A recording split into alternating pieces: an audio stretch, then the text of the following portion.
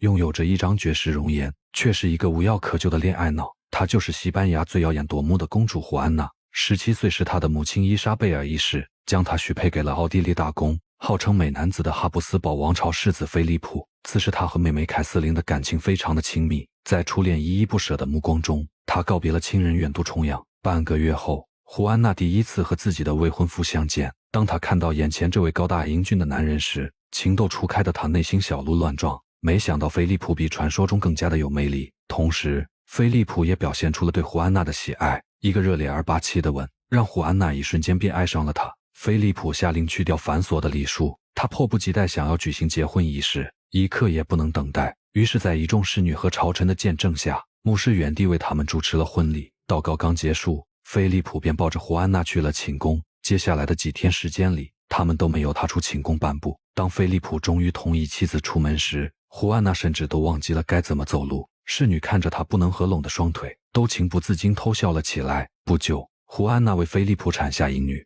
此时的他们都还沉浸在幸福之中。可在胡安娜坐月子期间，菲利普开始心情大变，他对刚生产的妻子非常的嫌弃。胡安娜也看出了丈夫的改变，为了讨得丈夫的欢心，她顾不上还未恢复的身体，想要和菲利普同房来留住他的心。不想菲利普却一脸冷漠地拒绝了她，并没有丝毫感情的离开。几分钟后，一阵婴儿的啼哭声传来，当侍女拉开门帘，只见她已平安产下一子。胡安娜用自己的牙齿咬断了脐带。与此同时，胡安娜远在西班牙的母亲伊莎贝尔一世不幸因病逝世。胡安娜的初恋情人带着使臣来到了西班牙，将这一噩耗告诉了胡安娜。胡安娜是母亲最爱的女儿，当她听到这样的消息，她悲痛万分。在感情方面，女人天生拥有超强的能力。胡安娜将宫中的所有侍女集中起来，她通过味道确定了和菲利普私会的侍女。然而在那个时代，王储贵族以及国王等所有男性，虽然在制度上只能实行一夫一妻制，但他们在外拈花惹草之事也会频繁发生，这并不是罪。胡安娜也只能对侍女羞辱一番，便放了她。当菲利普看到新欢楚楚可怜的模样，他为妻子的做法感到十分的不满。当天晚餐时间，菲利普没有安慰失去母亲的胡安娜，而是质问胡安娜为何要为难侍女。这样的态度让胡安娜几近疯狂。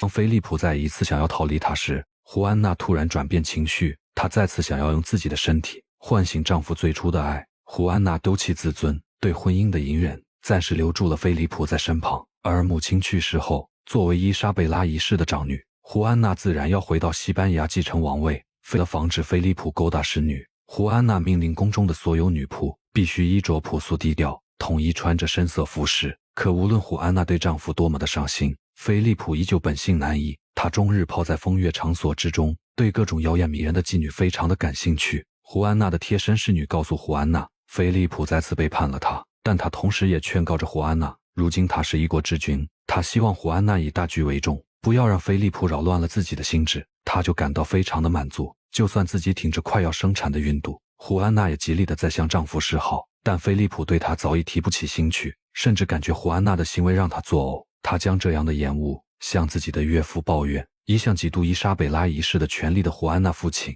竟然怂恿女婿向朝臣们透露胡安娜精神状态异常，无法继续执政的事实，并承诺他会协助菲利普登上王位。另一边的胡安娜并不知道丈夫和自己的父亲联合起来想要设下陷阱诬陷她一事，她还在绞尽脑汁想要测试丈夫是否还爱着她。胡安娜故意将自己的初恋招进寝宫，假装做着亲密的举动。当菲利普闯进来看到这一幕的时候，靠菲利普的反应来确定他的爱是否还存在。看到丈夫如此的激动，胡安娜的嘴角不禁扬起一丝微笑，她兴奋地向自己的贴身侍女诉说着丈夫还爱着她的好消息。胡安娜不知道的是，这正合了菲利普的意。菲利普四处散布谣言，说胡安娜私生活混乱，荒淫无度，无心打理朝臣。为了让胡安娜看上去行为异常，菲利普将胡安娜送给他的定情信物戴到一个侍女脖子上，故意让胡安娜看到。果不其然，这一系列的操作让胡安娜再次失去了理智，加上被收买的侍女样一来，朝臣们相信了菲利普的说辞。为了大局，他们召开了一次重要会议，商讨着西班牙的未来何去何从。最后，国防大臣找到胡安娜，想要再次试探女王的精神状态，不想胡安娜正在排查散布谣言之人，她正在让自己身边的人对比笔记。他愤怒地驱赶了所有大臣。不久，众大臣同意和胡安娜拥有同样地位的菲利普坐上国王的宝座处理政务时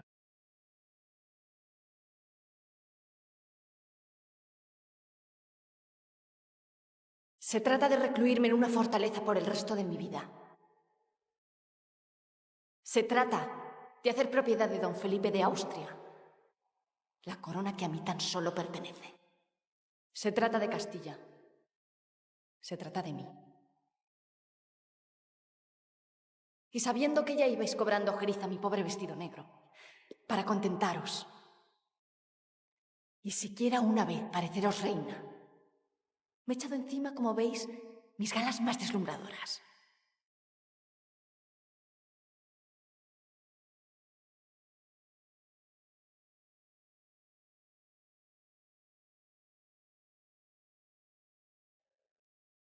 Señor de Beir,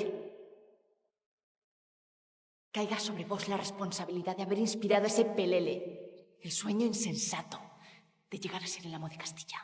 胡安娜召集全国的民意，势必想要将菲利普的病治愈。如果能救回菲利普，她愿意把自己的王位贡献出来作为交换。但医生纷纷表示无能为力。胡安娜没日没夜地为菲利普祈祷，但菲利普的病情却愈加严重。弥留之际，他深深地忏悔着自己的所作所为。胡安娜并没有去想，菲利普是因为自己的放纵而感到后悔，还是对妻子的伤害感到后悔。就这样，菲利普停止了呼吸。然而为了丈夫永远留在自己的身边，胡安娜将死去的丈夫制作成一具干尸，将他放在自己的寝宫。儿子和父亲联合起来，以偏执狂将她软禁了47年。这个经历了最爱她的母亲离世，丈夫和父亲自己亲生儿子连续背叛的女王，后半生一直失去了人生自由中度过，直至死亡，她也没得到过真爱。